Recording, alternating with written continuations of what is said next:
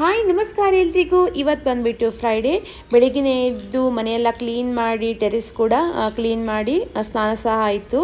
ನಂತರ ನಾನು ಕೆಳಗಡೆ ಬಂದು ದೇವರಿಗೆ ದೀಪವನ್ನು ಹಚ್ಚಿದೆ. ನಂತರ ಪೂಜೆಯನ್ನೆಲ್ಲ ಮುಗಿಸಿ ಅದ್ವಿಗೆ ರಾಗಿ ಸಿಹಿಯನ್ನು ರೆಡಿ ಮಾಡಿದೆ. ಹಾಗೆ ನಮಗೆ ಟಿಫನ್ ಕೂಡ ಮಾಡಿಕೊಂಡೆ. ಇವತ್ತು ನಾನು ಟಿಫನ್ಗೆ ಪೋಹವನ್ನು ಮಾಡಿದ್ದೆ. ಹಾಗೆ ನಾನು ಮಧ್ಯಾಹ್ನ ಲಂಚ್ಗೆ ಎಗ್ ಕರಿಯನ್ನು ಮಾಡಿದ್ದೆ. ಹಾಗೆಯೇ ಒಣ ಶಟ್ಲಿಯಿಂದ ಒಂದು ಸೈಡ್ ಡಿಶನ್ನು ಮಾಡಿದ್ದೆ. ತುಂಬಾ ಟೇಸ್ಟಿಯಾಗಿತ್ತು. ಒಂದು ಪಾತ್ರೆಗೆ ಎಣ್ಣೆ ಹಾಕಿ ಶಟ್ಲಿಯನ್ನು ಹುರ್ಕೊಳ್ಬೇಕು. ನಂತರ ಅದಕ್ಕೆ ಈರುಳ್ಳಿ, ಕಾಯಿ ತುರಿ, ಉಪ್ಪನ್ನು ಹಾಕಿದರೆ ಆಯಿತು. ಈ ರೀತಿ ಒಮ್ಮೆ ಮಾಡಿ ನೋಡಿ, ತುಂಬಾ ಟೇಸ್ಟಿಯಾಗಿರುತ್ತೆ.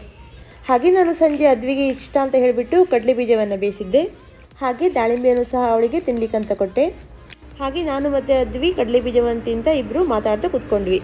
ಸೊ ಇದಾಗಿತ್ತು ಇವತ್ತಿನ ಒಂದು ಬ್ಯೂಟಿಫುಲ್ ಡೇ. ಈ ವಿಡಿಯೋ ಇಷ್ಟ ಆದಲ್ಲಿ ಲೈಕ್ ಮಾಡಿ. Thank you.